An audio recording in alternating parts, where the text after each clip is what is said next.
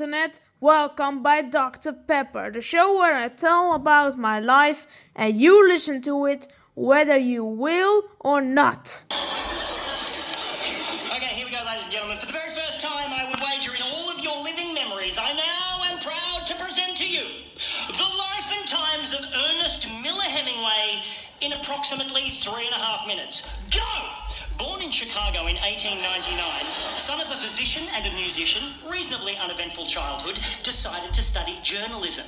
Enlisted with the Red Cross during World War I, got blown up in Milan and spent 6 months in hospital with severe shrapnel wounds in both legs. Fell in love with a nurse, they decided to get married. He came home to prepare, she stayed there and ditched him for an Italian soldier, which initiated a lifelong pattern of him rejecting women before they had a chance to reject him. Take note, Maddie.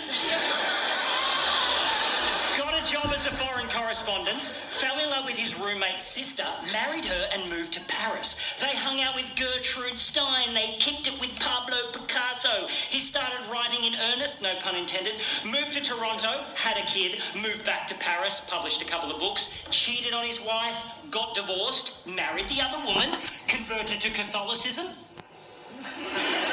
cut his head open after pulling on a cord thinking he was flushing a toilet and instead ripped a skylight from the roof and smashed it onto his face.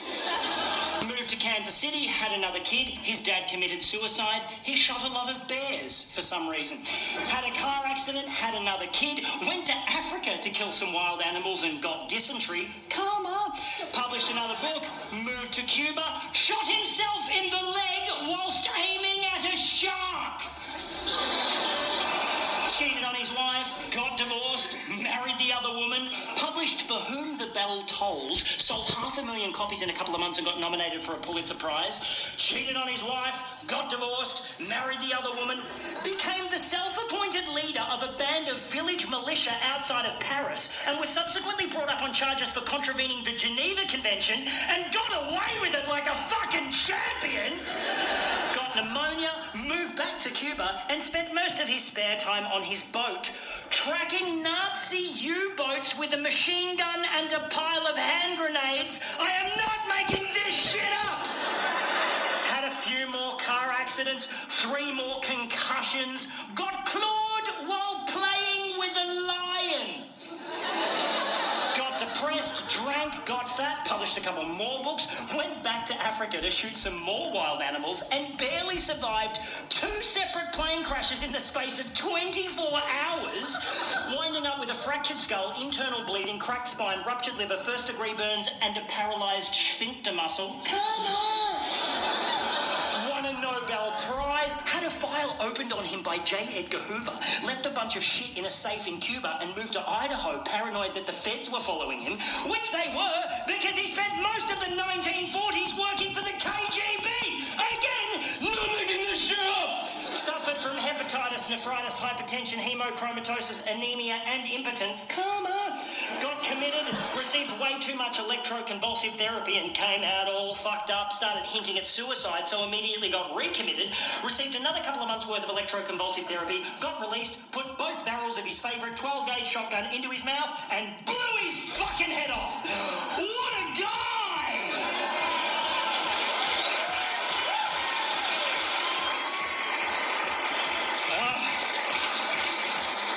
That is all true. What a fucking unit! Hemingway is the quintessential anti-hero, the talented, charismatic, belligerent, suicidal, alcoholic genius that can't keep his dick in his trousers. And he still found time to write about 15 books. I've written 1, and it took me ages because I procrastinate like a motherfucker. I only got this written by doing most of the work in my local public library because it's very difficult to masturbate in the reference section without getting caught. It's almost impossible, in fact. Almost.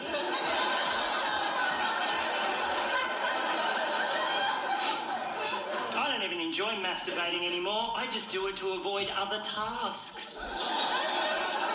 And if it's something I really don't want to do, I can seriously just go back-to-back wanks. Just till it's painful, like, nah!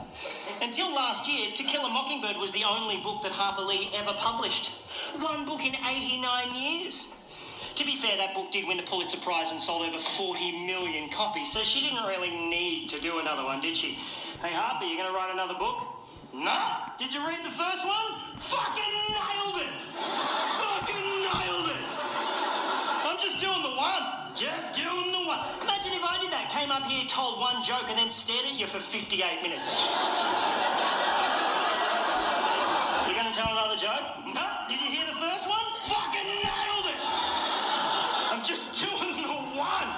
There's not many jobs where you can just do the one, is there? Just writers and suicide bombers. It's hard to do two of those.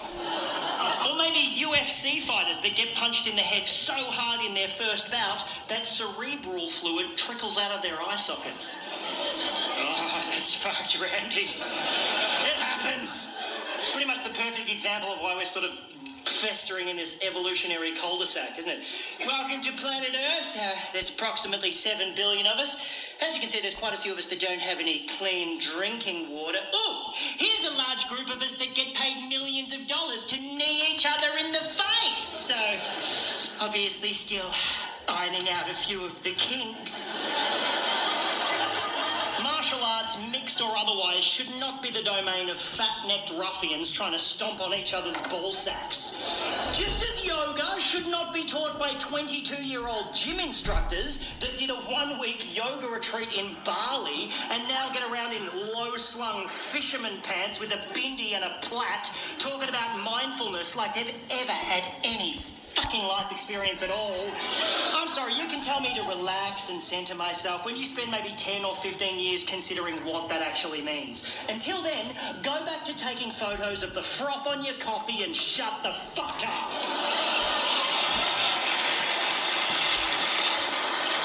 And I'm torn because I do yoga. I buy organic vegetables. I blindly sign internet petitions without reading the fine print, give myself a good old pat on the back and return to downloading hardcore pornography. I'm trying to be a good Buddhist, I'm trying. But it's even difficult to identify as Buddhist in the current climate without coming across as some sort of new age pompous twat just dipping his toe into the what does it all mean kiddie pool while holding a beer in one hand, a cigarette in the other, and staring lecherously across the backyard at your cousin's tits. Geez, Tamara's grown up since last Christmas, hasn't she? Just a dude who found enlightenment sometime around the 5th century, and he decided to stick around and talk about it, you know? But he made it clear that everything's optional, I guess. You know, here's the thing I've discovered. I think it's pretty nifty, but you can find your own way through it. He was kind of like a benevolent woodwork teacher, just overseeing the workshop, but allowing his students to discover for themselves which machine is most likely to cut their fucking head off.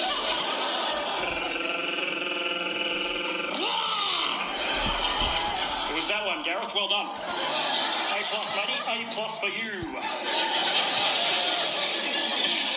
And there's been loads of other Buddhas since, right? But they haven't necessarily felt the calling to stick around and talk about it. I guess they just become enlightened and fuck off.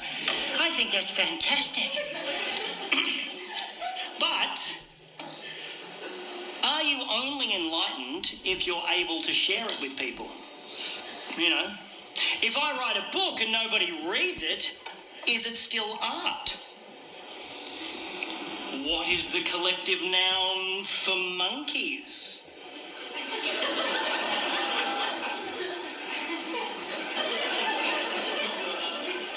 Seriously, does anybody know what it is? I was trying to think of it all day. Anybody? What? Gang? Gang of monkeys. Come and join my gang of monkeys. We're a little gang of monkeys. It's not gang. Anybody else? If you come up with something stupid, I'll sing a dumb song about it. What else? What is it? Oh, you people are fucked. Does anybody know what it is? It's not barrel, by the way.